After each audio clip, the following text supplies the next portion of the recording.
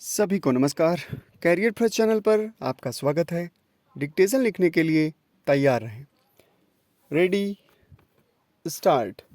नारीवादी अवधारणा का आरंभ इस विश्वास के साथ होता है कि स्त्रियां पुरुषों की तुलना में अलाभ और हीनता की स्थिति में हैं।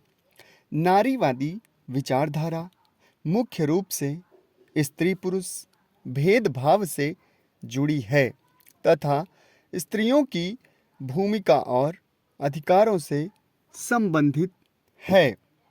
यह अवधारणा स्त्री की प्रधानता और उनके ऊपर होने वाले अन्याय पर ध्यान केंद्रित करते हुए उसके प्रतिकार के उपायों पर विचार करती है।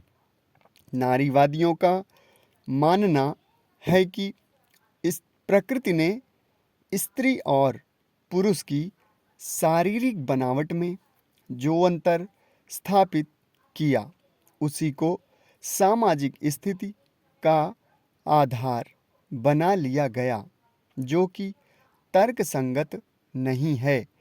प्राचीन काल से ही स्त्रियों को सामाजिक जीवन में उपयुक्त मान्यता नहीं दी गई है और उन्हें हीन स्थिति में रखा गया।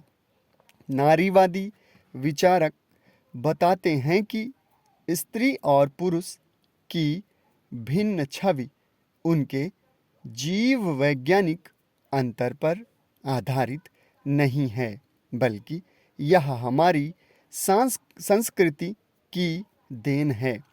यह अधीनता सामाजिक और सांस्कृतिक मूल्यों, विचारधाराओं और संस्थाओं की उपज है, जो महिलाओं की भौतिक और विचारधारात्मक अधीनता के प्रभुत्व को सुनिश्चित करती है। ये मान्यताएं स्त्री के संपूर्ण जीवन पर पुरुष के नियंत्रण को बढ़ावा देते हैं, जिससे पितृसत्ता स्थापित होती है और यह पितृसत्तात्मक व्यवस्था ही स्त्रियों के शोषण का कारण है। इस प्रकार से नारीवादियों का मानना है कि स्त्रियों की हीन स्थिति का कारण स्थितिजन्य विचारवाद है और यह समाज द्वारा निर्मित है, जिसे चुनौती दी जानी चाहिए।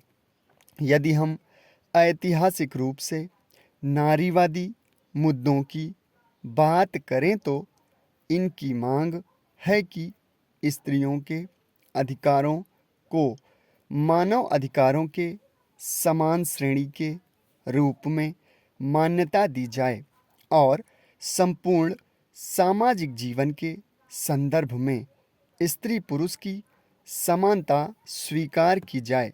महिला आंदोलन नारीवाद के सैद्धांतिक अपेक्षाओं का व्यावहारिक प्रस्तुतिकरण है।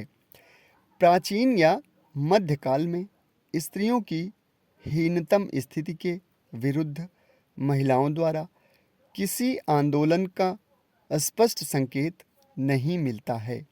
एक राजनीतिक अवधारणा के रूप में नारीवाद 20वीं शताब्दी की देन है।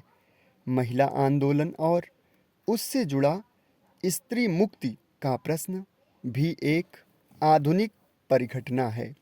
संगठित नारीवादी आंदोलन की शुरुआत फ्रांसीसी क्रांति के दौरान हुई, जब स्त्रियों द्वारा संपूर्ण राजनैतिक एवं सांस्कृतिक कार्यवाहियों में खुलकर हिस्सा लिया गया। इसके परिणामस्वरूप स्त्रियों की कानूनी स्थिति में कई महत्वपूर्ण बदलाव लाए गए, जैसे स्त्री शिक्षा का प्रावधान, स्त्रियों को नागरिक अधिकार प्रदान किए गए तथा तलाक की प्रक्रिया को सरलीकृत किया गया। इस प्रकार से उनके हित में अब नित नए और नवाचार से युक्त आयामों की स्थापना पर जोर दिया जाना न केवल राजनीतिक विवशता है, बल्कि समय की